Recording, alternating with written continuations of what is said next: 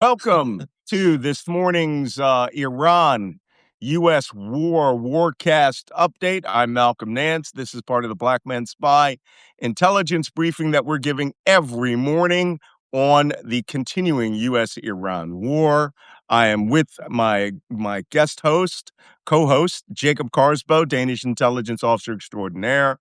And we have an inordinate amount of information today. So before we do that, a little administration. You will look down in the bottom and you will see a little heart symbol there. Press that 5 or 10 times, and what will happen is that as it gets through, it touches the algorithm and it tells the algorithm that this podcast is live and that people are watching. And it makes the algorithm work. So with that, let me start out. I was going to take a few moments to give people a little time to come up. I'm not actually seeing them. But there are way too many things happening in the last 24 hours for any of you to keep tracking. I know I could barely keep up with the madness that went on yesterday. Just insanity. Went to bed at like 9 o'clock, got up at 3 a.m., and I felt, holy cow, I should not have gone to bed. Just attack after attack, incident after incident. And then President Trump started going, how do I put it? A little disjointed in the mind, and started spouting out things that are going to have a strategic impact on you and your life. And not in a positive sense. Not in a positive sense, but it doesn't point in a positive direction. Not at all. But first, Jacob was not with us yesterday, and he's going to give us an update on the little place that it's some tiny little hovel dump that they let him come to for a briefing for old stale croissants and, watery espresso. Where were you yesterday, Jacob? No, sorry. I was in the French embassy. The ambassador had invited me and some others to a briefing on the recent French-Danish nuclear sharing agreement, or the French forward deterrence that has been agreed with Denmark, Sweden, Poland, Germany, the Dutch and the Greeks, 8 countries so far, but more will be coming. And obviously, this has got a huge impact because, as I've been saying all along, when you agree something about nuclear deterrence, that is like the crown jewels of everything. That sits right at the top. And then everything from there trickles down, and it's going to have massive impact on European security and also our alliance relationships. Obviously, all the decision makers and also the French ambassador says this is all cleared in NATO, etc., etc. But if everything used to be as it used to be, it wouldn't be necessary. So, the thing is, with the Trump administration, we see the US disengaged from NATO. Basically, we don't believe them. And funny enough, if we talk about something that had a definitive impact on all this, it's what we call the Greenland moment, Malcolm, that happened this January when the Denmark and the Europeans put the foot down, sent combat-ready troops to Greenland to defend against a possible U.S. invasion. And this morning, coincidence, big in the press, we see there's clear evidence that this was really troops that were prepared to go in combat for real against U.S. Soldiers. They were bringing explosives to blow up airstrips, etc., etc., and they were bringing blood supplies and stuff. Not something you usually take for an exercise, NATO exercise, right? So so big things happening, but yeah. let's turn our attention to the Middle East. That was Yeah. why I was off No, yesterday. But I needed that little mental health break right there mm, because for the last 6 hours I have been going through the madness, and it really does show on my face. I'm not bitching because I have bags under my eyes. I'm bitching because I'm getting bags under my eyes. And I want to remind everybody this should be your briefing for the day.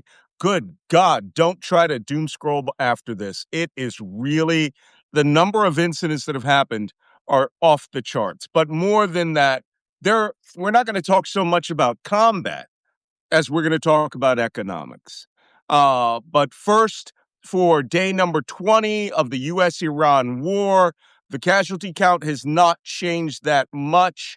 I still don't have a casualty count for Lebanon, but the Iranians still stand at about 1,500. U.S. at 14.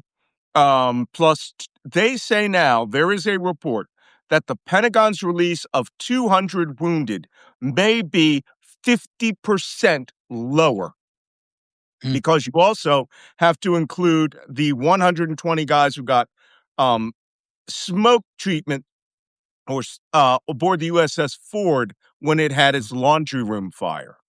So interesting that. yeah.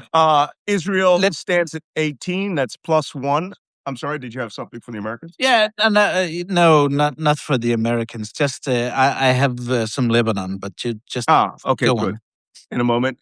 Israel was up one. A foreign worker was killed in a cluster bomb attack last night. Now, we do have a story that we talked about in the Gulf states early on when the tanker Shafir was attacked in the Gulf. I said that a tugboat that came from the area of Abu Dhabi, Musafa, known as the Musafa 2, which was a deep salvage tug, had a crew of 8. We initially thought they had been killed, and we put them on the board. Then we heard only 3 were killed, the captain, the first mate, and an engineer. We took 5 off the board. Today, we confirmed they were all killed. Everyone on that tugboat, all 8 of the crew, were killed. So the number has gone back up. So Gulf states and others is now up to 27. Um, and now Lebanon, you have a new number. Yeah, Lebanon. It's 26 hours ago was 912 killed Ooh, and 2,200 injured. So it's approaching 1,000 mark killed. There have been reports of more casualties, more kills within the last 24 hours. So we're approaching that. Yeah, okay. unfortunately. Yeah, we knew that. I mean, this is And Lebanon. Iraq has gone up Hmm? to 58, and that is, I guess, the backlog we've been talking about, Right. because that has more than doubled in 24 hours, and Yeah. and that was obvious because there was some delay in reporting. So Well, all right. We have no systems losses that I can count, other than the fact that the USS Gerald Ford, due to the laundry room fire, which is always a problem on ships, guys. We always have these fires.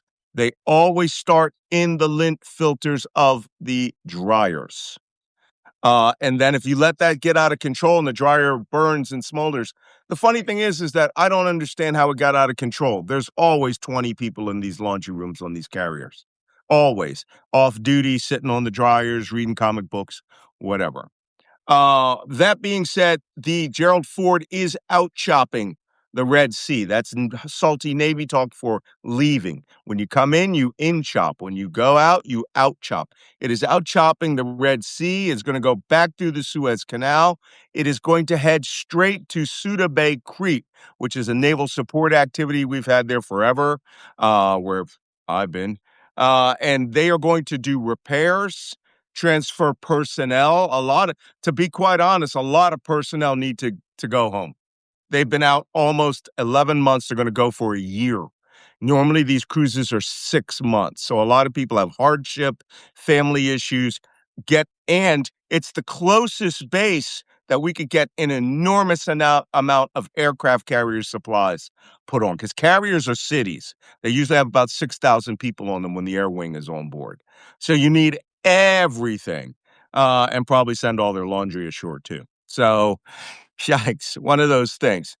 Set that aside. One of the first significant acts that I need to talk to you about today is the price of oil. I want to point out something that people are using. There are actually three scales of oil, right? There is what's known as the physical oil, which is on hand and the price to buy it there on site, like Salalah, Oman, or Dubai City, or Yemen, wherever it is you buy it, that is the physical price of oil. Then you have the resale price of oil depending on the region. And that I will show you a chart about this in a little bit. But what you most people are looking at is the WTI price. That is the West Texas Industrial. I used to live in West Texas in San Angelo. It was near all the fields up in Abilene and heading out towards the Oklahoma border and everything. It's just oil pumps left and right. The West Texas Industrial average, that is an actual contract price.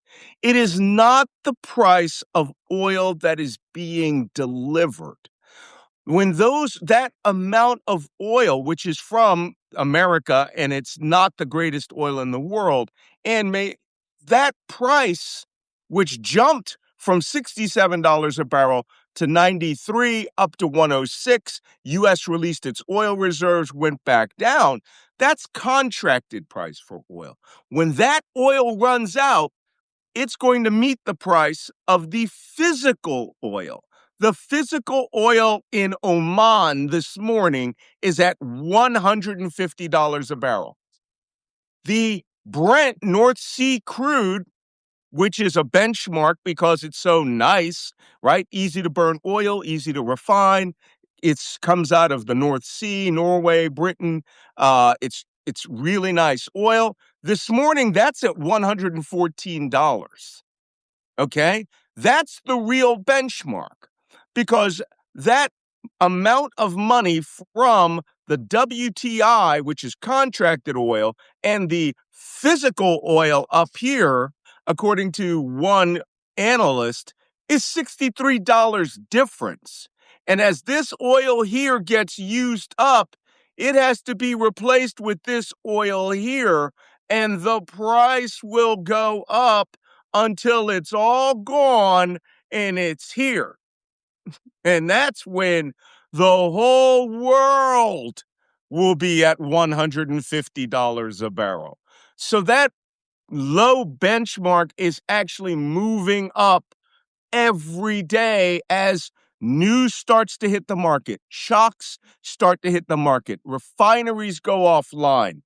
Things are getting out of hand. And this is why this morning, 99% of what I'm going to talk about is economic warfare. It went off the charts yesterday. And we talked a little bit about that. And I want you to take it with the seriousness of the look on my face and the shout of my voice. Shit is about to get very bad in the oil market. So fill up your cars, bring those gas tanks with you. If you got a hopper around your house, fill it up. Because the things that are keeping oil low on the WTI are artificial. They're not real. The reality is it's already touching $150 a barrel, principally because refineries and oil facilities are being hit. And then Donald Trump keeps opening his mouth, and he is now ratcheting up the tensions in the Gulf so that people who are actually ordering this is why people call it the futures market. They're really nervous that there won't be any oil coming out in the near future. And they would be right. So today I'm going to tell you all the horrible things that are going on in economic warfare. But first, a recap. Yesterday, I would say, I will add here, Malcolm, also, as we've been talking about, it's important to notice there's a backlog in all this. So it's not as if, let's just say for a second that that that oil supplies will improve then there'll still be all these backlogs with the degrading production capabilities, because it's not as if you turn off, turn on again, and Yeah, etc. yeah. etc. So regardless, this has long-term impacts, and as we're going to talk about, just opening up for all the transit again is Well, is a far way off. It's a far way off, and the I Iranians know it. I saw that today the last tanker to leave the Persian Gulf with oil for Japan will arrive on March 22nd. So it took 3 weeks to a month, well, over a month for that ship to transit. But that's it. That's Mm, all the oil that's coming to Japan from the PG. That was mm, pre-war oil. Now, so long as this lasts, if it took a month for that ship to get to Japan, every day there is no oil coming out of the Persian Gulf, which right now is 20 days. That's almost 20 months of sailing that is not going to Japan. There are going to be this giant wide opening gap from the last day oil was delivered till the next time plus 30 days the mm. next oil can be delivered. Now, go on. No, no, exactly, exactly, Yeah. exactly. So there's going to be this massive hole. Now, oh, Malcolm, that sucks. Can you make it sound any better? No, I'm going to make it Mm, sound worse. Things got exceptionally bad yesterday, and they can only go downhill from here. There's no mm, going uphill from mm. here based on the things that were said the last 24 hours. I know I've been giving you this teaser. Now, let me tell you the horrible effects. We showed this yesterday that this is Qatar right here, that tan space down there. The blue is water, the green are oil fields under the ocean in the Arabian Peninsula, in the Qatar Peninsula as it's standing up, right? Qatar has half of this field. There are two natural gas fields. Orange is natural gas that is underwater, of course, because it is deep, deep, deep down in the earth that was made through the compression of dinosaurs and natural materials that created fossil fuels. One of those fossil fuels is the gas that is down there, which is tapped, which is burnable. Billions upon billions of metric tons of gasoline, of not gasoline, natural gas, right? That there are two fields that are the two largest distribution fields of natural gas in the Eastern Hemisphere. This field, the North Field of Qatar, right? This is the North Paris Field. Up here is the Iranian side called the South Paris Field. You notice that field is in the middle of the ocean, but there are pipes tapping it off and bringing it to the shore uh, to be processed. So the Qataris and the Iranians had two matching fields, right? And there's so much gas down there, it would take you hundreds of years of every day siphoning off that natural gas, which is why it can power the world in a relatively clean natural gas burner. Like my house is on natural gas. That gas comes from sources in the United States that's piped in there. But for countries that don't have this, what they do is they have processors that liquefy. They take that gas and they compress it till it comes into a liquid. Then they are put into these big domes for storage. And then that liquid natural gas, known as LNG, is put onto ships that are called liquid natural gas carriers. And you can tell them because they have these big domes on them, and they have the tendency to explode like atomic bombs when they're blown up. And one recently exploded in the Mediterranean because it was Russian, and the Ukrainians attacked it with a drone, and it blew up so big in the middle of the night that it looked like an artificial sunrise from other ships. So that's how bad it could get. So we talked about this yesterday, that Israel flew to the Persian Gulf and then attacked, whoop, there it is, this natural gas storage facility. If you look out here, that's water, right? And you can see the ships that are out there. This is the South Paris natural gas processing complex. And you can see those domes over there. Those are the kind of storage domes that we're talking about for liquefied natural gas, right? And they get put out there to the ships. The ships take them off. This is a big money maker for Iran. This field, the South Paris, produces 80 to 90% of all the natural gas exports in Iran. Completely different from oil, right? Oil, natural, viscous, tarry liquid pumped up, put into barrels. This is billions of cubic feet of natural gas. So Israel attacked it, damaged it critically to the point where Iran right now cannot put out any natural gas. Right after we left this show yesterday, Iran went out and put out on the internet via social media four oil and gas complexes in the Middle East. The four largest oil and gas complexes in the Middle East. And in a fit of really good psychological warfare, they said, get out of those refineries right now. It's coming. Already gone, already coming. Of course, the Saudis didn't believe it. Nobody believed it. And almost within the hour, ballistic missiles were showering down on Saudi Arabia, Qatar, the United Arab Emirates, and Kuwait. But we know ballistic missiles are not their go-to weapon to get through. It's drones. So by the time I went to bed last night, which is about 9 p.m., these complexes that they had warned about, plus others, were on fire. Yesterday is arguably the worst day for energy on the Gulf state side in this war. So everybody got hit yesterday. The Israelis hit North-South Paris. The Iranians hit fucking everybody. All right, let me go through the list. Jacob, got any commentary you want to add to that? Yeah. I mean, the important thing to understand is that once again, the Israelis and the Trump administration don't understand Iran and what they will do and the whole consequential logic of this war. They misread it all the time. Why? Because, this thing of striking Iranian natural gas installations hits the Iranian population. Yes. So it actually reinforces the ugly Iranian regime's argument that these are attacks against the Iranian nation and not against the regime that is hated anyway.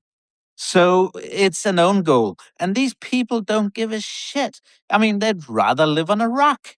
And they'll just, and they know the energy weapon is their weapon, not a weapon to be used against Iran because those guys don't give a shit. Right. We give a shit. So they know they've got us by the balls to put it like that.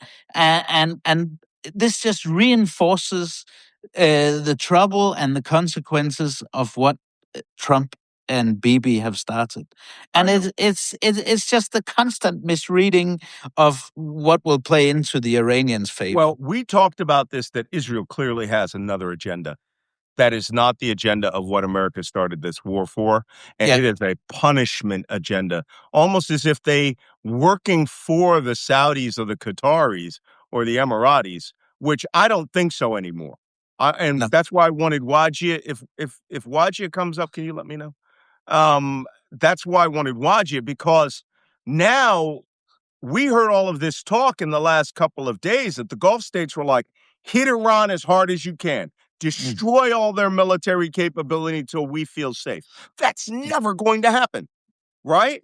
And now I'm going to explain why. Here's what got hit yesterday. The Iranians, in retaliation, hit fucking everything. I mean, they went after everything. And I personally think that they were playing nice in a couple of places. So, first things first, Qatar.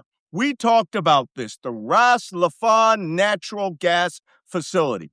The Ras Laffan natural gas facility produces 30% of the world's natural gas, right? 30%. Now, it's already bad enough that the refinery was cut off, right? Or, because natural gas couldn't come out on ships. By the way, that harbor out there between Qatar and the United Arab Emirates, full of natural gas tankers. Most of them are empty, right? But there may be some that are full that can't get out. That one that paid the bribe the other day, we saw that, the Pakistani one, Pakistani, yeah. that was full. That one went right up to Iran, dropped a bag of money off the side, and then was continued through Iranian waters to get out. Yeah. But here's what happened. Qatar's Ras Laffan oil refinery was struck yesterday. I have video of it. Like all atomic bombs, it burned good. So let me bring that up. That is the single most significant hit of the day yesterday. I learned some things watching some of the oil experts about that refinery getting hit. That's Kuwait. Sorry, there's just so many places getting hit. So I'm going to show you this video.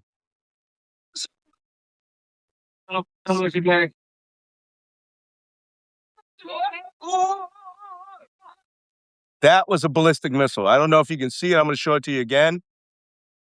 You can see it come down right into Ras Laffan.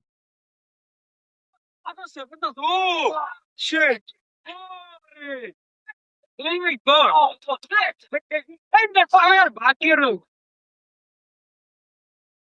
Whoa! Oh, shit! इसमें इससे किधर किधर सामने अरे शाबाश मेरे पीछे से मार रहा है So that's the oil field workers who maintain these places. I'm going to show it again. This is Ras Laffan. And as he looks, you can see the ballistic missile hit. Wasn't a drone. So, Malcolm, how bad is that they hit Ras Laffan? Let me tell you how bad it is. Apparently, the machinery that they use to crack that, right, to get that natural gas processed and turned into liquid is made only in Italy by a very large company. This site had 8 of these units, right? Those units, when they were purchased, were $400 million each. The replacement cost of each of those 8 is now $1 billion each. There are 8 of them that now got hit and damaged and blew up. The refinery itself is a series of pipes, but it's these processors that make petrochemicals out of that. And it ain't just liquid natural gas. 95% of the world's helium, 35% of the world's nitrogen, which is used for fertilizer, anything other, like corn, that's urea nitrate coming out of there. We talked about this yesterday. What was the statistic on pharmaceutical chemicals? Most people don't realize it. Most pharmaceuticals, like acetaminophen and all these things, are petrochemical based. They're made out of oil. And I believe we talked about, I'm looking at yesterday's, about the number of material that's used in India. India is the largest generic drug maker in the world. And they get all of their chemicals for that from the Arabian Gulf, from the Persian Gulf. And I just want to double check on that statistics. Anyway, I'll find it later and we'll talk about it. So it gets worse. That's just one site. One site that we got hit. It's only because 30% of the world's LNG is coming through there. Yeah. And an important point to add, striking the LNG facilities and limiting the supply of natural gas also impacts the oil price, because this is the energy market. And for instance, in Europe, after we sanctioned Russia, we've been importing way more natural gas, LNG, from Qatar. And now that's cut off. So that means the demand for oil is going to go up. So it's not as if these things don't impact each other, because they do. Oh, they do. And it only gets worse from here. So let me go Yeah. back to the map, just to keep you guys informed of where these things are happening. I know we have a lot of imagery and I have to dance back and forth, but this isn't a PowerPoint. Next place to be hit was the United Arab Emirates. We spoke about this before. The United Arab Emirates runs a bypass pipeline from the south, near the Ruwais oil field down here, this complex down in South United Arab Emirates in a town called Habshan. So almost 2 decades ago, they realized that this was going to be a problem. They built a bypass pipeline from here to the oil port of Fujairah. We have seen there have been attacks in Fujairah, and Fujairah was struck in its bunkering. That is the oil storage tanks there. You saw they have been hit at least 2 times. Multiple tanks are destroyed. Fujairah announced they could not bunker any more fuel. They can't store your fuel. So your ship comes up, it's got to be pumped right to you from the Habshan pipeline onto your ship. Let's just move out there. So the Habshan Fujairah pipeline was struck yesterday in Habshan by drones throwing from the drone. I'm sorry? The link didn't work for Wajid. Okay, good. So anyway, Wajid is not going to be here. We had a link. We're going to call him up in a little bit, right?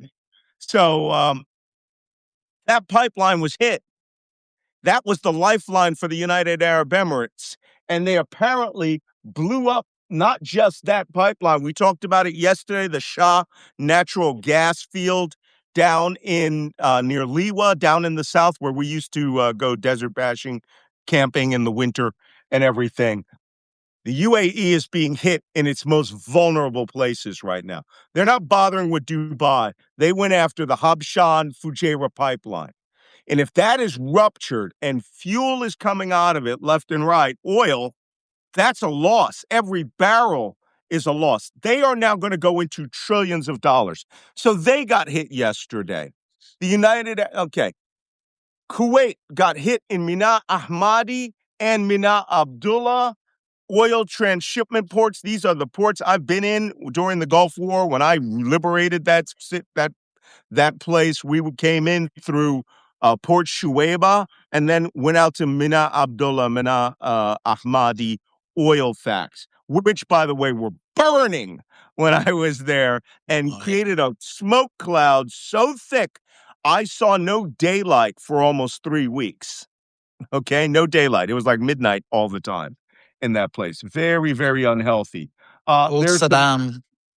Saddam Hussein did that. He used that as the oil weapon. We have video of that attack, which is right here. This is the Mina Ahmadi complex. Yeah, I know that place. Almost on fire, hit by drones. Right? Drones have a much higher success rate than ballistic missiles at this point. So the Iranians are using them full force. So that was Kuwait, their largest oil production complex. Then, now the bad part of this story. As if it was all good, right? Saudi Arabia had been cheating this by pumping oil from Abqaq up here near Jubail all the way across the country in an emergency oil pipe that they put in decades ago for just this emergency. This is the Abqaq to Yanbu port oil refinery. Well, Saudi Arabia got attacked with ballistic missiles yesterday and drones. They were all shot down, except someone missed the drone that flew all the way across Saudi Arabia and hit the pumping station at Yanbu. Yanbu is now offline. This pipeline is probably going to be out for some time, days, if not weeks. And all of those tankers that had diverted, we showed that the other day, what And that that was looked a lot like. of tankers. Yeah, it was. Let's take a look at what it looks like when all these tankers go from one place to another. There it is. This is a good route chart of how these tankers are coming up. Close.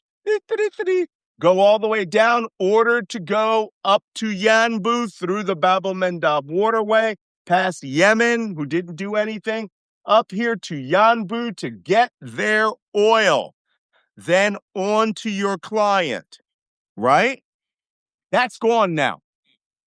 That route finished until the Saudis can get Yanbu port facility back online. If I was the Iranians, now the Iranians aren't stupid. They understand that, and I worked, full disclosure, worked for an oil company for a while as security manager in southern Iraq. The pipelines themselves are easy to fix, right? You just cut away, turn off the valves at the cutaway sections, cut that section away, put in new pipes, open the valves, pressurize the system, oil flows. It's the stations that pressurize and pump the oil either out of the grounds or out of storage tanks. Those are the things that are really valuable. And the Iranians hit the pumping and supply station at the receiving end, which was cute, not the pumping end, because you can just shut it off there. Now, all that oil is in the pressure, now the depressurized system. It is probably just flowing out and is now wasted. This pumped 7 million barrels a day, but for Saudi Arabia to stay afloat, they needed 21 or more million barrels a day. And Saudi Arabia had already cut its production. So now, Saudi Arabia's throat, almost literally, is being slit by the Iranians. So, Malcolm, is there any more horrible news in the oil economic front? Why, yes, there is. Because this wasn't bad enough that Qatar offline. United Arab Emirates, by the way, yesterday reported after that attack, they are at, ready? Zero. I count zero production of oil and gas. They turned off everything because the systems are being attacked and they don't want to lose those precious materials. Now they can't even use the Habshan route. Kuwait, major cracking points, in their city, right south of Kuwait City, Mina Ahmadi, Mina Abdullah, offline. And Saudi Arabia, thinking they were cute with that bypass, that's now out of commission, all in one afternoon. And you can't blame them. The Iranians warned them that this was going to happen and that everybody should get out and go home. And it's not to say anything cute about the Iranians, but they probably wouldn't have escalated to this level had the Israelis, with Donald Trump's consent, regardless of what he's claiming, not attacked the South Pass natural gas installation. Oh, this was the cause of this escalation. Yeah. Just FYI, we're going to go long today. There's just so much coming, and Waji is here. I'm going to bring him up after I finish. I'm going to bring him up after I finish the segment on merchant attacks. Okay. Woof. That was round one. Okay. Then we had one indication from a nuclear watchdog group that the Bushehr nuclear power plant, anytime I start a sentence like this, that's bad, right? We should not be talking about the Bushehr nuclear power plant because the Bushehr nuclear power plant has a nuclear reactor in it that's been running since we built it for the Shah of Iran and the Iranians rebuilt it for us. Let's go to the photos. There is a report that yesterday that while they were striking at South Paris, that the Israelis did what we would call a demonstration attack by dropping one piece of ordnance 350 meters. This is the nuclear power plant's dome, its core operating buildings, The most important parts of a nuclear power plant are these pumps and cooling systems. I don't know if this might be sulfur cooled. But anyway, over here in the middle of nowhere, near this empty emergency cooling basin, which you see are dry, and that would only be used if you were getting coolant out of the power plant that was radioactive and you need to move it, a bomb struck. And it wasn't a ground vehicle, it was an aerial device that landed and struck 350 meters from the nuclear reactor. All right? Now, it is attributed to Israel. I do not know if this is 100% correct, but a bomb crater did show up out of nowhere. And why would a bomb crater show up out of nowhere while Israeli aircraft are flying all over the place, blowing up their natural gas plant? It is said, according to Israeli sources, it was being sent as a message to the Iranians if they continue withholding material that their entire nuclear program can be done in. I have seen the Israelis hit a nuclear power plant, but it wasn't online, right? That was in Iran. They had a nuclear power plant, and they attacked it in 1979 with a bunch of F-16s, and then we attacked it again in Desert Storm with even more F-16s. No, Iraqi Freedom. Yeah, Iraq. This, OCA. Iraq, right? Iraq. Nuclear power plant. This is bad because you should not even be playing around with this. You want to send a message, send a physical message. Do not accidentally strike shit near a nuclear power plant because it can get bad. How bad can it get, Malcolm? Well, this study, which was done about where the radiation would go if that dome is cracked, that would be the radiation plume out into the Arabian Gulf, South Asia, going off to India and Pakistan. The orange portion of this plume is high-level radiation, right? And you notice it would completely cover the United Arab Emirates, starting with Dubai and Abu Dhabi.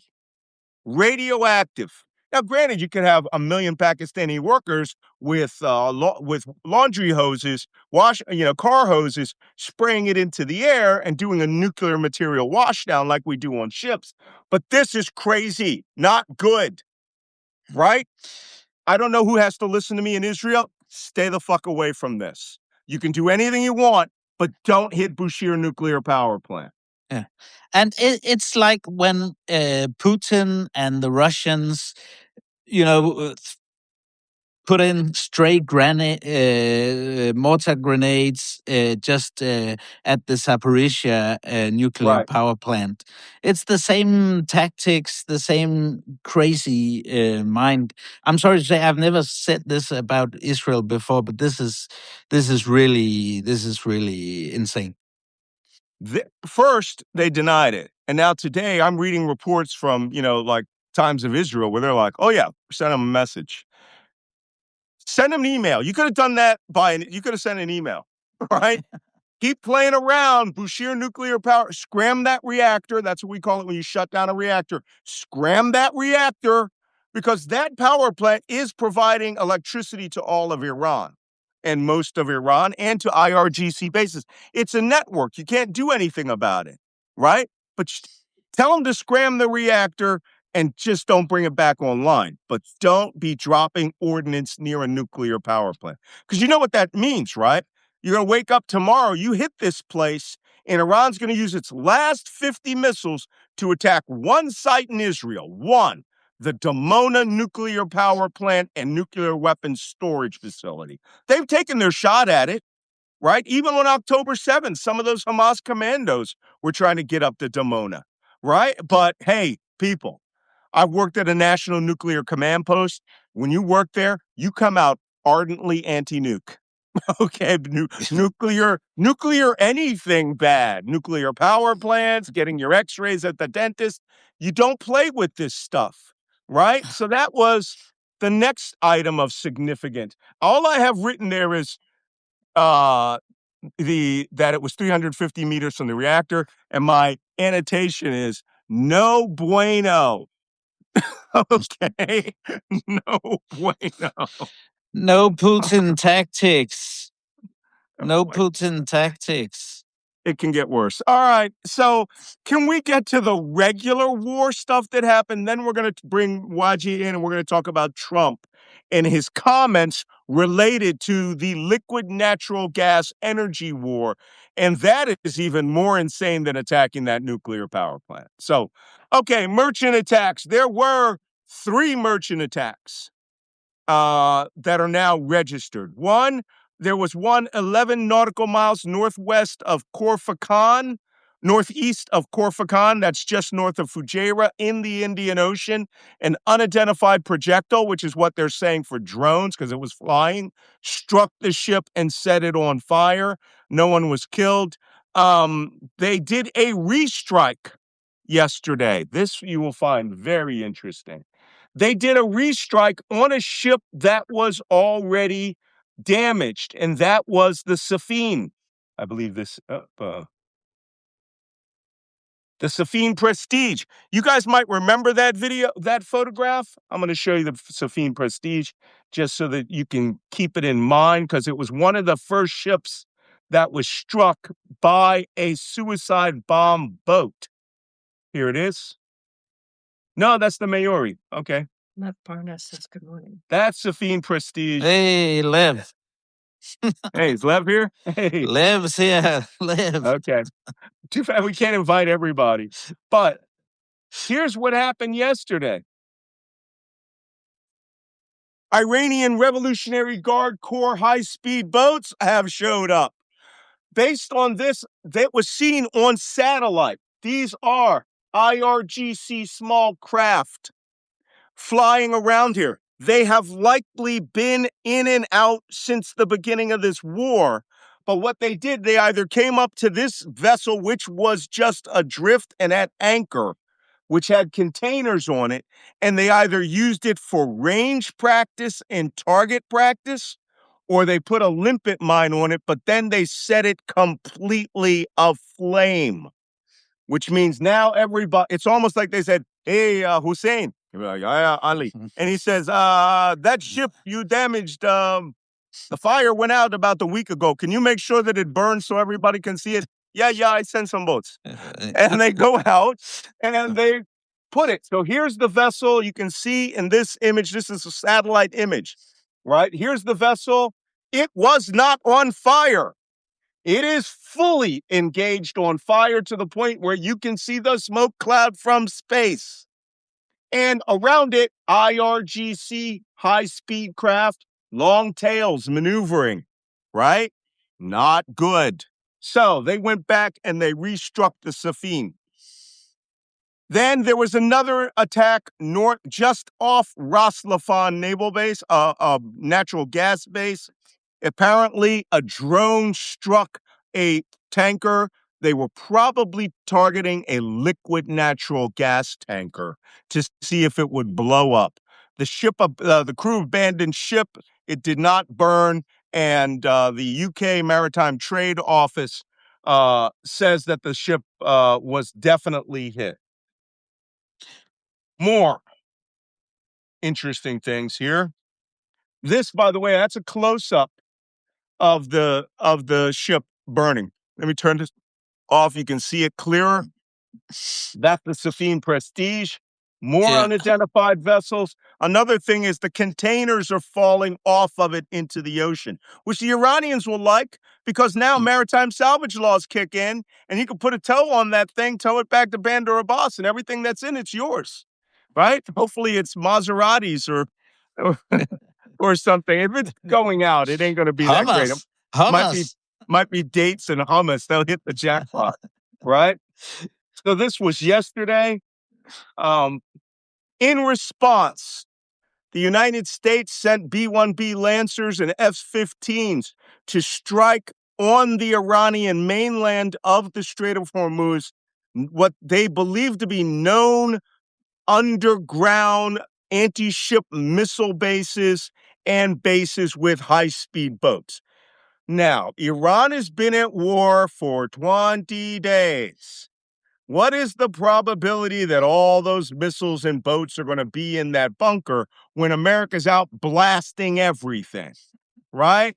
About zero. Zero. So Zero we to a half. Yeah, 0 to a half. Maybe some derelict ones were there. What you do is, if you really want to bait them, you do what the Iraqis did. You take an old training missile that's actually empty, and you have it towed out front, and you leave it there for the satellites to see. And then what you do is you eat up their bombs. This is a GBU-72. This is the 5K penetrator. It is not the one that we dropped on the nuclear power plants. That's bigger. This one is 5,000 pounds of high explosive with a hardened nose. Here it is on the flight test of the B-1B bomber, and they're flown on one each on F-15E Strike Eagles. They apparently dropped, according to Central Command, several with the intent to take out these anti-ship missile tunnels. This, in my Navy man estimation, should have been a day one mission, right? For the U.S. Navy or somebody. Those cruise missiles should have gone, there. To come and suddenly strike it a week after talking about opening the Strait of Hormuz, and it's mind-boggling. You left it alone. 3 It's weeks empty. into the war, yeah. 3 weeks into Crazy. the war, mind-boggling. So here is a picture of that. Some of the small boats that were inside it in January. You can see they have these little high-speed rev guard boats. That, by the way, that is a drone boat. That is not a fixed high-speed boat. That's a drone craft. Here are some of the goodies that were stored inside it. Eesh. Now I'm on to page 2 of my notes of economic warfare. These are vehicles that carry 3 anti-ship missiles in them. Of course, they look like regular old white Kia Bongo extended flatbed trucks. If I were the Iranians, I would have bought 1,000 of these empty, and I would just be having them drive circles all over the country, Start, stop, go near the coast, start, stop. Have guys with binoculars look out there, make sure that the drones see you, then run away to a place that is nowhere near where these are actually at. Shell game with these trucks. Iran made these trucks this way over the last 20 years to dupe U.S. intelligence. And these things look like box trucks. They're white, but the launcher raises up, and you can see that they launch off an anti-ship missile called the Goddard, is it the Goddard 380? The Goddard 380 has a range of 600 freaking kilometers. That's 300 miles. You do not need to be on the coast to launch anti-ship missiles. The missile can fly. You could be against the Afghan border in the Baluch Desert, Baluchistan. right? With the word Navy painted on the side of your ships. And these missiles will fly out to the ocean and at a pre-programmed point, drop down and start hunting for its target.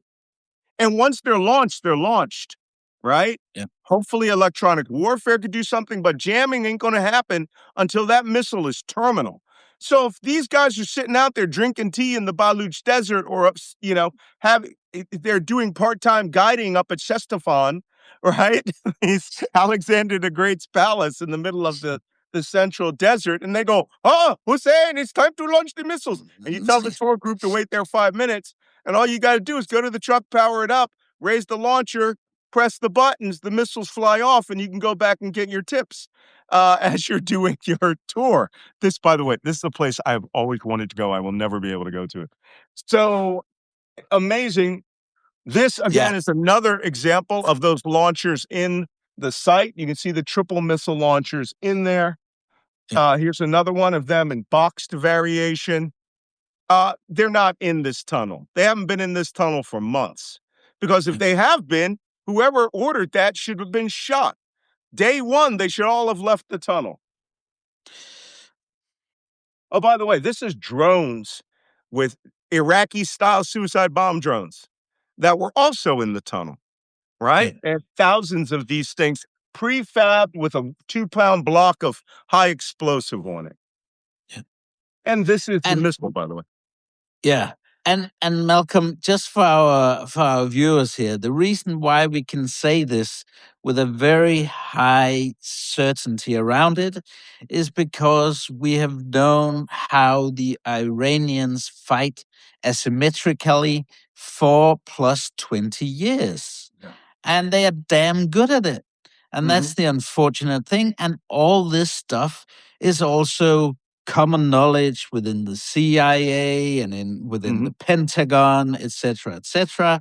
And the tragic thing is that Donald Trump and his administration have preferred not to listen to all the knowledge there is about asymmetrical warfare and how the Iranians, unfortunately, are damn good at it. Well, So they as we've talked about with the Navy and all their regular capacities, frankly, they don't give a shit about them in this context because they know that the way for them to make life miserable for Donald Trump and the United States is these asymmetrical tactics. absolutely. What are you going to do? This is another anti-ship missile on a box. It's covered in a tarp, right? All you got to do is get out, raise the tarp, put up the blast shield, and go sit off, 5 kilometers, right? Don't be there when the missile launches and ripple off those missiles. Go back, have a cup of tea, and maybe you can get resupply. But you've got a load of missiles. Don't tell me that these guys had 1,000 anti-ship missiles. And here's the worst part. I'm reading my memoir, and right now, I'm going back through the Arabian Gulf battles, the minesweeping, anti-ship missile duels that we had. And the biggest problem that I had as a black man spy was the inherent racism and cultural ignorance of the officers above me, who were like, oh, they're just a bunch of Arabs. They're just a bunch of they would say it. They're a bunch of towel heads. They're not smart. They think everyone's fucking Wile E. Coyote here. Okay, these people are intelligent, thinking entities who have prepared for 47 years for this fight.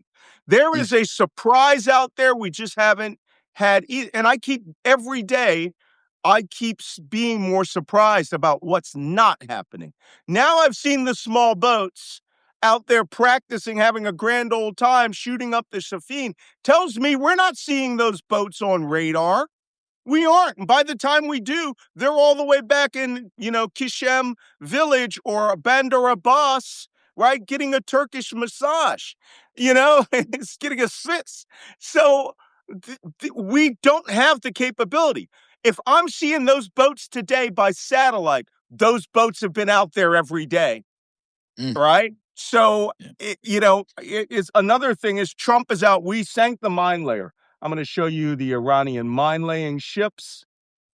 Here's what he said the other day. Did he say that? Yeah, we sank all these mine layers.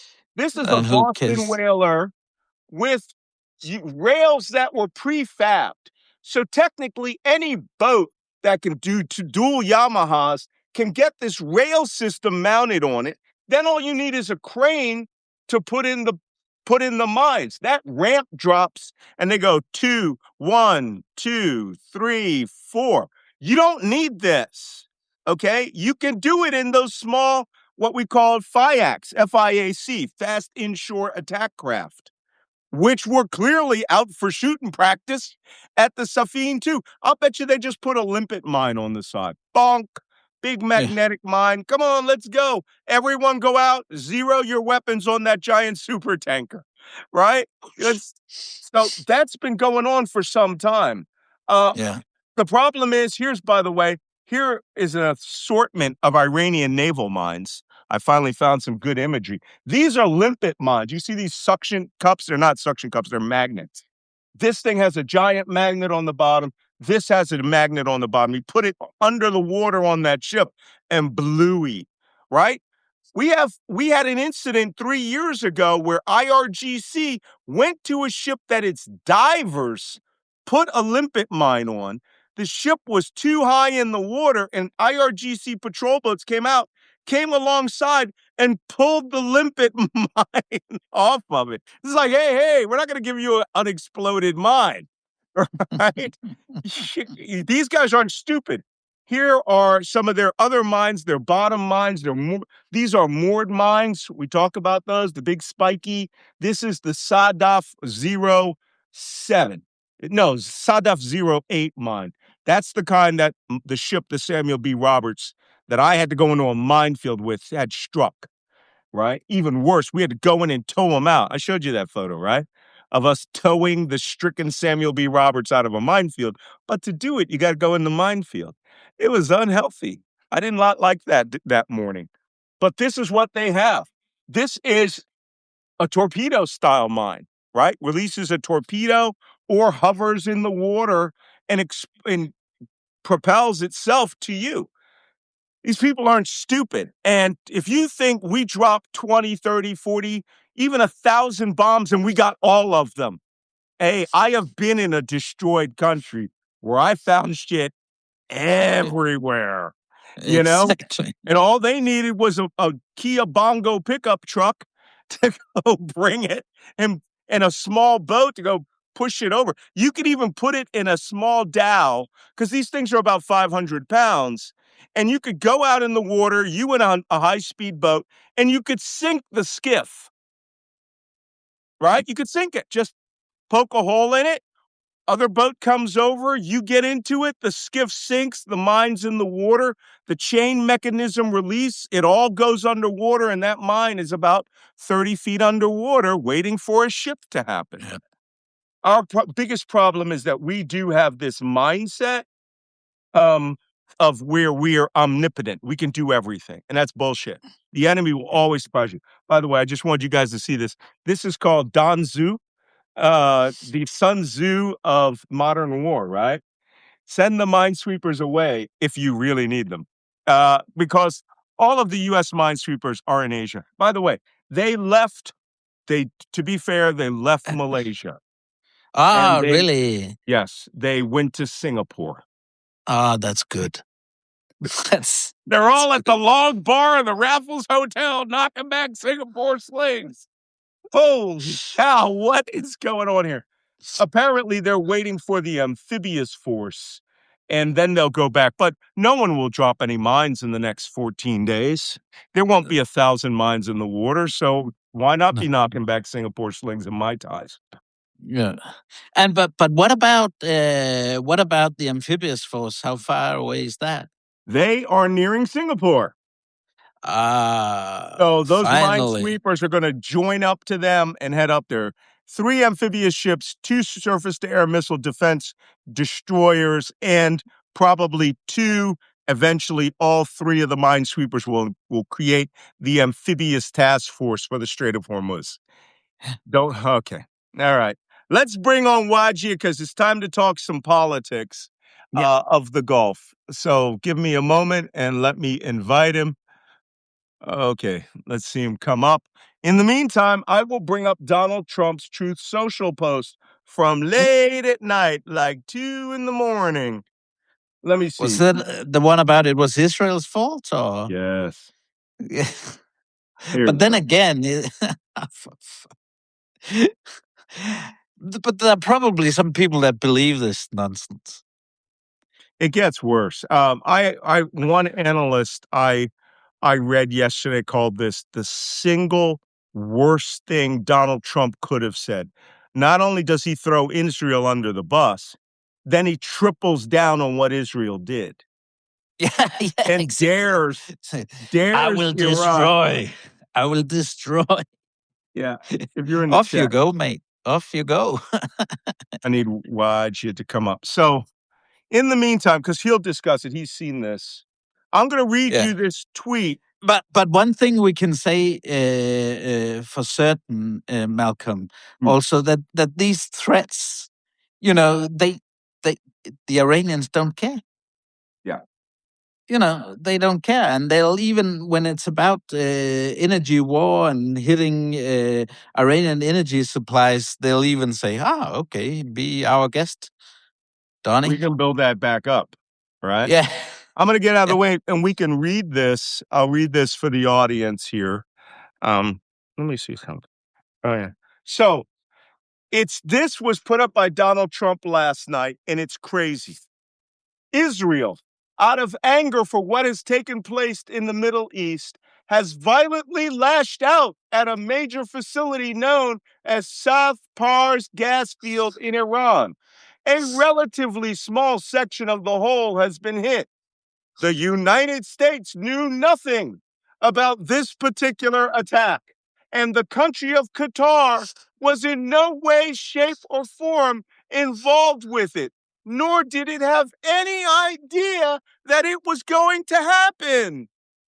Unfortunately, Iran did not know this or any of the pertinent facts pertaining to the South Pars attack, and unjustifiably and unfairly attacked a portion of Qatar's LNG gas facility. In caps, no more attacks will be made by Israel pertaining to this extremely important and valuable South Pars field, unless Iran unwisely decides to attack a very innocent, in this case, Qatar, in which instance of the United States of America, with or without the help or consent of Israel, will massively blow up the entirety of the South Pars field at an amount of strength and power that Iran has never seen or witnessed before. I do not want to authorize this level of violence and destruction because of the long-term implications that it will have on the future of Iran. But if Qatar's LNG is again attacked, I will not hesitate to do so. Thank you for your attention to this matter, President Donald J. Trump. When I shout, that's because he's in all caps. It was like 5 days ago when he threatened to bomb all of Kag Island oil infrastructure. No, he did. He bombed Karg Island because Karg Island was the single largest aerial attack in the history of the Middle East. Yeah, Don't but forget that. in that Truth Social post, he said, "We didn't bomb the oil infrastructure, but we will do that if the Hormuz Strait isn't opened." Yeah, hold on. I'm inviting Waji here because I gotta get his take. This is now kooky talk, as we always say. Waji. There he is. Wallah yava. Shusar وياه عندها رئيس مجنون ما اسمك I don't hear you. Hit that audio button. Use your earplug. He's frozen. He's frozen now. Come back.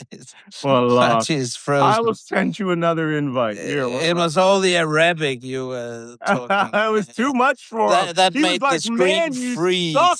Your Arabic sucks so bad. Everybody thinks I'm Sudanese. I don't know why. But let's see if we can get him back. He's trying to come back up. Oh, my God. All right, people. I want you to absorb what Donald Trump did there. One, he threw Israel under the bus and claimed he had no idea this was going on, considering we control all the airspace. And we, in fact, invite one guest. Sometimes it's hard getting these invites if you don't clear your invites. It's very hard. So, but he threw Israel straight under the bus and then said, we didn't know anything about it. Yeah, we control the airspace. Israel immediately came out and said, yeah, you coordinated everything with us. We got your permission to strike the South Paris natural gas field. What are you talking about, Willis? What you talking about? Yeah. So immediately Israel came and threw him under the bus. The Pentagon also came out and said, we do everything in coordination with Israel and our Gulf state allies. right?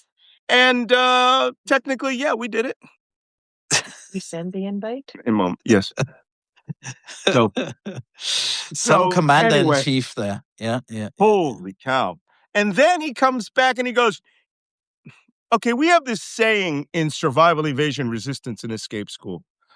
When you are in a resistance situation, that means you're captured by the enemy. And the enemy has the advantage. One thing that you don't do, never issue a personal challenge to your enemy. Because they'll go, what? Oh, you don't think we can do this? Okay, all right. Ali, Hussein, do you think we can do this? Yes, boss, we can do it. Okay. Let's see what time it is. It's, what time is it? It's 10 here, plus 9 hours, 11, 12. It's 7 p.m. there. Let's do it in the middle of the night tonight so they can't see the drones. Okay. We could end this program. Somebody quick check Twitter, check X. We could be ending this program with like Ras Lafan being leveled at this point. I mean, all completely on fire. Waji, are you there? Yes, I'm right here. Can you hear me? I hear you. Now I don't see you. But this may work out better for us. That's fine. I'm okay with that. If your video is not showing, please just give us your take. You read Trump's tweet, right? Man, I actually missed Trump's tweet. I couldn't hear you reading it. Wallah. Okay, you I was off and on. Okay, I got to read this again because it's madness. I'm going to read it again. Last night, in the middle of the night, he tweeted, Israel, out of anger for what has taken place in the Middle East, has violently lashed out at a major facility known as South Paris gas field in Iran. A relatively small section of the field has been hit. The United States knew nothing about this particular attack, and the country of Qatar was in no way, shape, or form involved with it, nor did it have any idea that it was going to happen. Unfortunately, Iran did not know this or any of the pertinent facts pertaining to the South Paris attack, and unjustifiably and unfairly attacked a portion of Qatar's LNG gas facility. Yeah, by the way, Ras Lafan got blasted last night. No more attacks will be made by Israel. When I shout, that's all caps, right?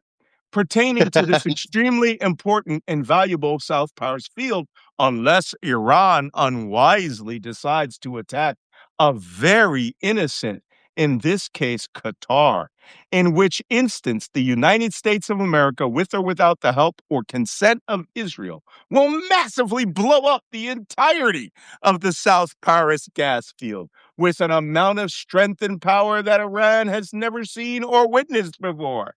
I do not want to authorize this level of violence and destruction because of the long-term implications that it will have on the future of Iran. But if Qatar's LNG is attacked again, I will not hesitate to do so. Thank you for your attention to this matter.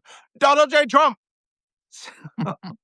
That's hilarious because I was on several of Twitter Spaces yesterday, and I spoke with members of the GCC and like specifically geopolitical analysts, and they all expressed how disappointed they are with the very disappointed with their alliances with the United States, specifically Qatar and Saudi Arabia. Saudi Arabia with a little bit with the United States and a lot because after September of 2025, when Israel hit Qatar, Qatar made a specific alliance with the United States also in September, where Trump gave Qatar a higher protection than NATO. Right. And at the same time, also in September of 2025, Saudi Arabia made an alliance with Pakistan, a strategic mutual defense agreement, where if Saudi Arabia is hit, Pakistan is also involved. Well, apparently Pakistan left its wallet at home because they're out escorting their Iranian oil from the Eastern Strait of Hormuz to Pakistan. They ain't letting nobody get that oil. All right. They So apparently forgot about that contract. exactly. You could like feel the sentiment of like despair and upsetness and betrayal like by these Gulf nations. They spent so much money investing contracts and political agreements and military agreements with other nations, and when push comes to shove, they all stepped aside and said, "Not my business." And even Qatar, that has a higher protection status than NATO, all Trump did was throw out some threats, threats. and Sorry. and and these. So Go on. Are you getting feedback? yeah, I was getting some feedback. These threats that Trump is throwing out is not good enough in the eyes of the Qataris. The Qataris are like, well, hold on. What you mean we get a higher protection than NATO? We get how many rockets sent at us? We get how many drones sent at us? And you're only setting threats out there on your Truth Social? Excuse me, like there's like some reality check that these Gulf nations are having for the first time, and they were very much expecting. So, like, if you look up what kind of defense treaty Gulf nations have, one of the first things that will come up is the Patriot Pact 3, the TID, the United Air Defense, and the other thing that will come out is all the U.S. troops that are stationed in these Gulf nations. Well, guess what? These troops and these bases have become a target and have made these Gulf nations targets. So now Gulf nations are sitting like, maybe we shouldn't have all these U.S. bases in our nations, because now we're responsible for protecting ourselves and responsible for protecting the Americans. We're supposed to be involved in this war when we didn't choose to be in this war to begin with. So I sat down with them, and a large part of these geopolitical thinkers, on one hand, said, yes, we blame the Americans and the Israelis for this war, but if they went this far, we don't want them to end the war until they have disabled Iran's government and the Iranian military to the point to where they cannot respond and make any other attacks again. Right. That is their thinking at the moment. There's a lot of differential thinking going on here, because yesterday all the foreign ministers of the Gulf states, all the Arab states, met together in Riyadh and pretty much said that they want Iran to stop. But they didn't say anything about, oh, we'll stop bombing you, or we'll have the Americans stop bombing you. They just came out and made this generic statement. And just the day before, the Saudis came out and made a statement that the United States was responsible. Not Saudis. The Saudis said that they're willing to defend their territory and maybe organizing the other Gulf states to do it. This could escalate, and here's why I'm worried it's going to escalate. Yesterday, someone's Mirage 2000 fighter was over Shiraz, and the French say it wasn't theirs. And the only other people that operate Mirage 2000s is United Arab Emirates and Qatar. So if the Gulf states are getting their sea legs doing these long distance combat air patrols over Iranian airspace, they better be prepared for the Iranians to not keep, if they think they're going to do drone interdiction in and over Iran, that will really expand this war. And it's already expanding. I can certainly tell you that Qatari thinking has stopped becoming defensive and more becoming offensive. That's for sure. That's the conversation that's being had. Can they afford it? Because it looks to me like a couple of $1 trillion here is going to get wasted. The Iranians probably spent, $100,000 destroying a $10 billion oil facility yesterday. And as I learned from the company that built that refinery, to replace those systems will be 3 to 5 years. That's how long Yeah, Ras so Lafan's going offline for. let's remember a little bit of history of Qatar. Qatar invented and worked with not just they paid the scientists that invented pressurized liquid gas, and for a longest time they had the access to it. So replacing all that technology that they had for a very long time that they got for cheap is now for billions of dollars. And that is going to put a strain on the Qatari economy. But the Qataris now not only want to get their nations protected, but they also want revenge. Well, listen, and I'm going to make an administrative note really quick here. I know we've gone over today. This evening at 6 p.m. Eastern Time, I'm doing a special for subscribers only, paid subscribers only, which is on the next steps of escalation the IRGC can do. Remember how I said this war could get worse? There are several steps that could get way worse. And those small boats that we saw out doing shooting practice and setting fire to the Safine ship that was out in the Strait of Hormuz, that's the first sign of it. Because if them tiny little boats are out there now, that means they've been out there the entire time. And they can drop 1 or 2 mines, whatever they want. It can get way worse than this. And I'm not talking sea mines, okay? Way worse than this. And just yesterday was the first time we actually attacked their hidden caves, which they've been waiting 47 years for us to attack, and probably closed the entrances with those bunker busting bombs. But the Iranians said they're 500 meters underground, not 500 feet, 500 meters underground in a mountain that's on the coast. And there may be 7, 8 exits to that place. So listen, I know we've gone long. I know it's a lot to digest, but I want to cut it here.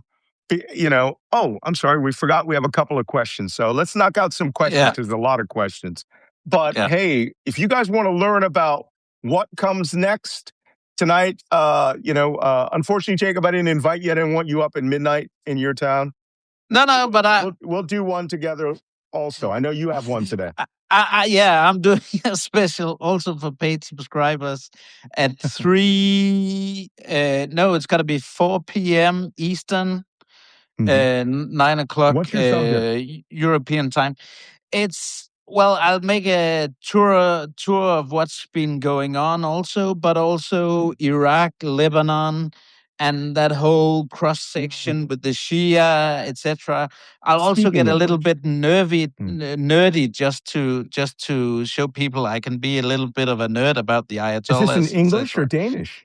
No, Danish nerd, a Danish Ayatollah nerd. Yeah. Okay, so, listen. And a few anecdotes from Baghdad, of course. I completely forgot that today Iran stopped sending natural gas to Turkey from its Caspian Sea fields, and they stopped pumping natural gas into Iraq from western Iran. So now those two countries are cut off from natural gas. Turkey will be impacted the most. We'll take that up more tomorrow. Okay, so you guys have 2 shows you can watch. You can come back and please watch Jacob if you didn't get enough this morning. And don't forget to go to that gray little circle up there, press it with your finger, and under where it says Black Man Spy, and all the pop-up boxes for subscribers will come.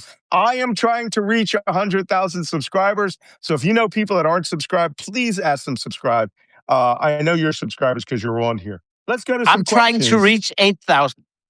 Oh, yeah. Okay, well, you got a long way to go. Thank you for having me. I'm trying to reach 3,000. You'll get there. Don't worry about it. Okay, Laurie Jack Shermashuk. were the reported loss of the 3 U.S. F-15 Strike Eagles to a single Kuwaiti fighter flying a legacy F-18 Hornet included in the casualty list. Yes, we included those fighter jets 2 weeks ago. That I understand that pilot may have been arrested and may have had anti-American sentiment, and that those may have been 3 actual air-to-air kills in favor of Iran. That has not been confirmed, but that's what it's said. People in Kuwait are saying. What do you think? Like we were talking about already when it happened. Is this a green Okay, on next. blue? Robert Bender says, is Crete in range of Iranian missiles? Crete, no, it's not. Will Congress authorize a draft, says Annie Hall. No, that's, what is that? Cliff Fulham. No, maybe. Trump is crazy enough to do it, to try to bring everybody into his national fervor. He was really angry, according to Axios, that his poll numbers did not go up the other day when he launched this war. He thought this would put him in the George W. Bush. Somebody convinced him he would be getting 89% approval from the American public. It's crazy. Andrea D., did you guys see the pictures of the food that the sailors in the aircraft carrier are given? I've eaten that food. I know sliders. Okay, that's double burgers, plain patty with the condiments bar, baked beans, and French fries. When you're running out of food, sliders is what everybody gets, right?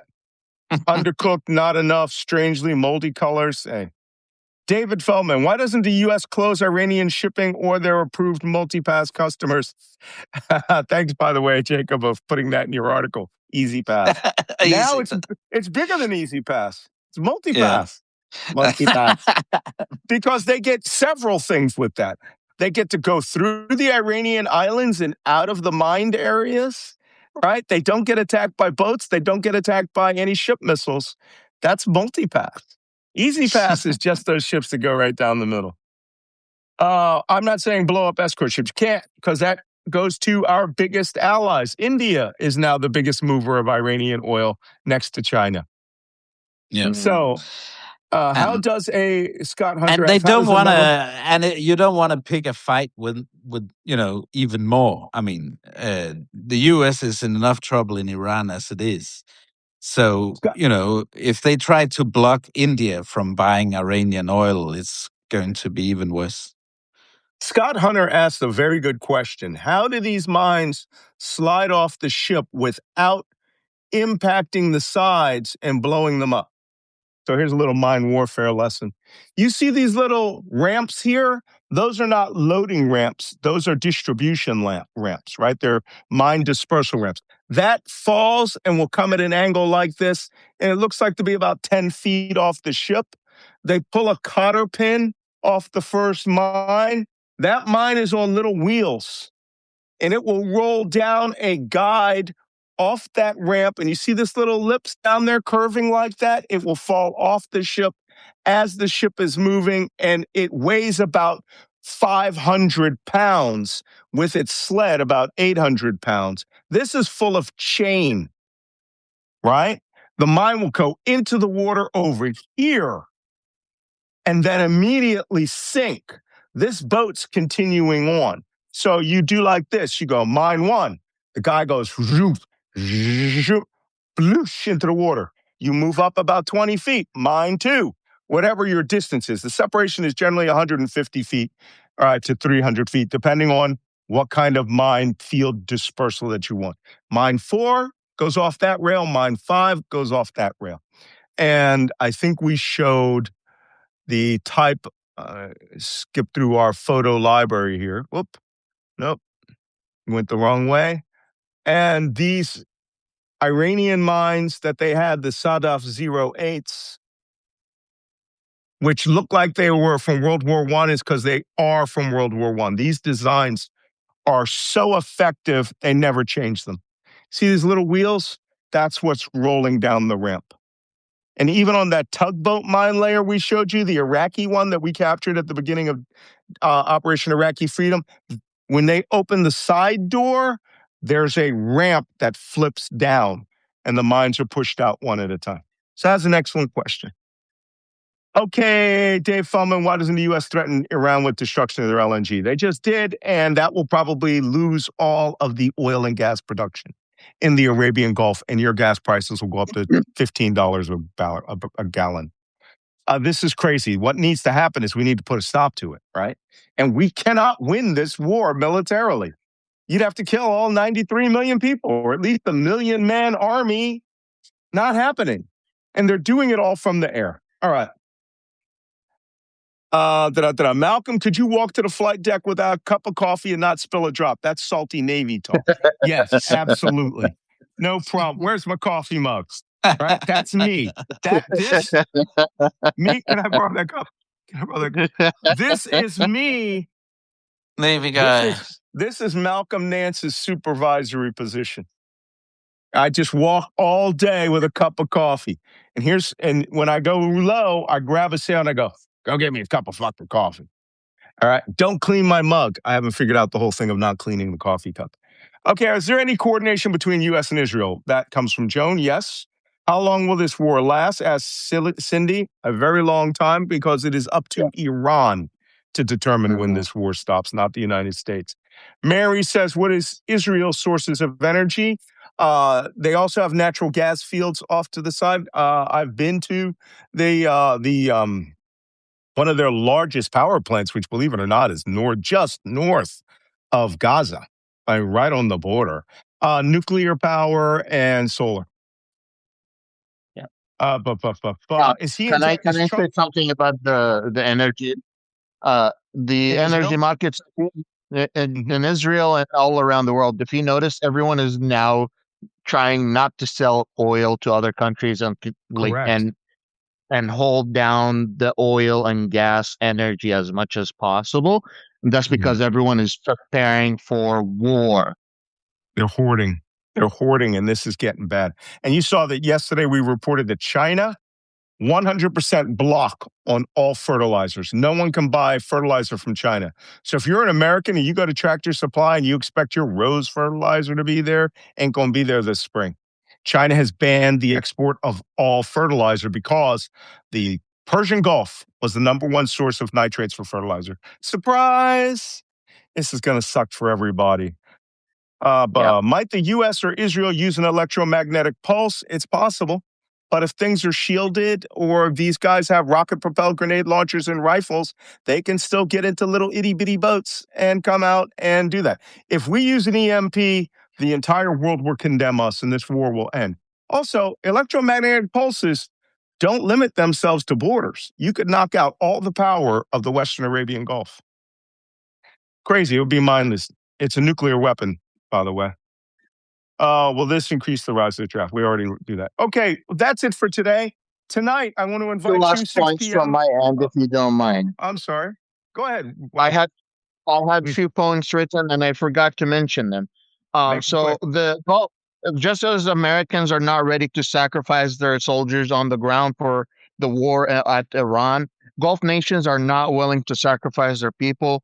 But my studies have shown that if there is a large Gulf casualties, or if there a huge major damages to major infrastructure like water, all the water desalination and all of the oil infrastructure, do not be surprised to see Gulf nations enter that war. Thank you. They can enter that war aerially.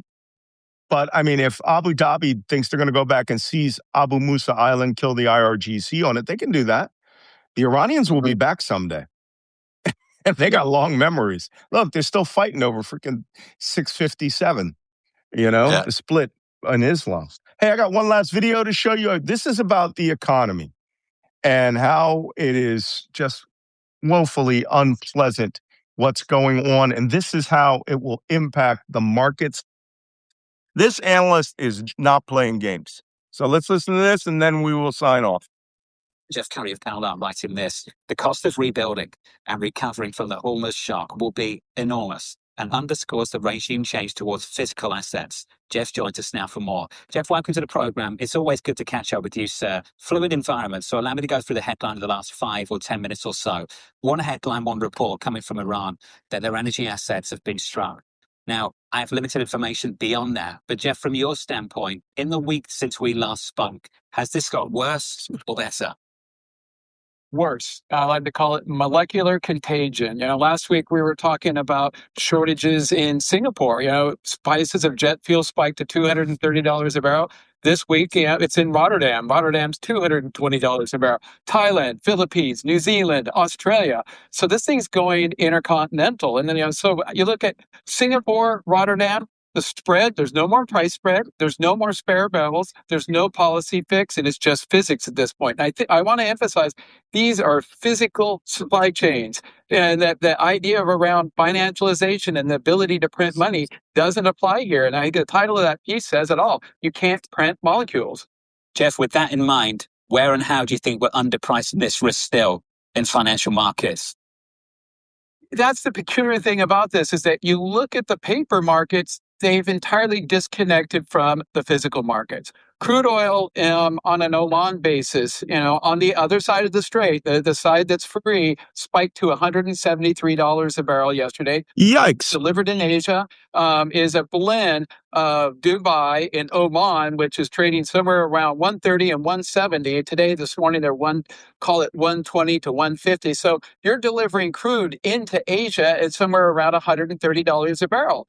Product prices are spiraling above $200 a barrel. So the disconnect is between the paper market, which is sitting around 100, and the physical market, which is showing a very different environment. Jeff, some people have speculated that's because of certain types of manipulation in the futures market, and that's the reason why you have seen this gap blow out. Do you think there's credence to that? You could argue that Monday last week, there was a mysterious 11 million barrel seller. I don't want to get into that. It's not enough to really change the dynamic.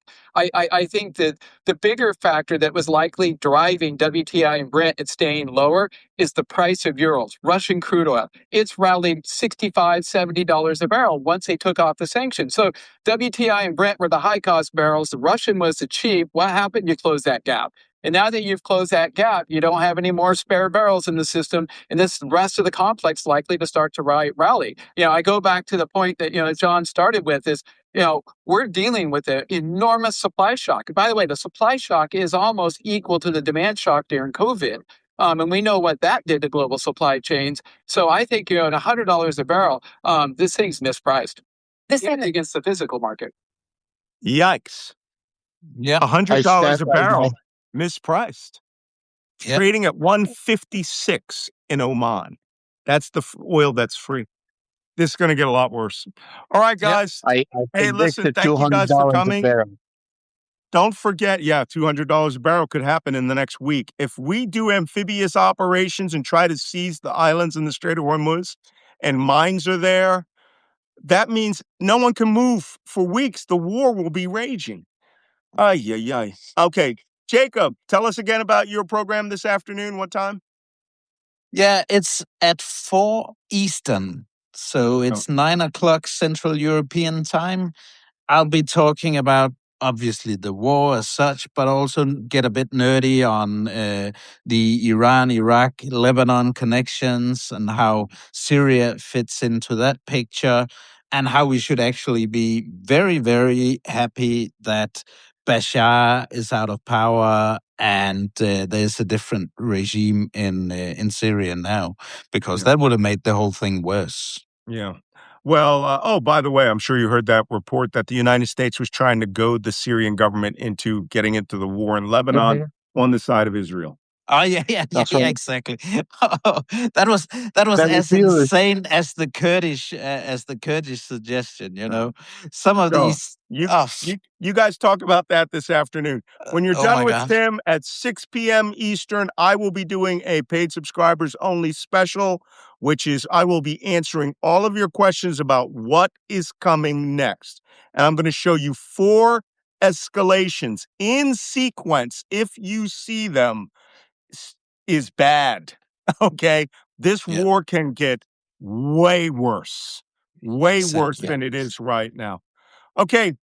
Thanks everybody for coming. Look, we almost went an hour and 45 minutes. See you tomorrow. You will see our link. Please don't go try to doom scroll this and gather this information yourself. It sucks. You don't want to be doing this. It will freak you out. So let us do it for you, and we will see you tomorrow. See you all. See you tomorrow. Bye.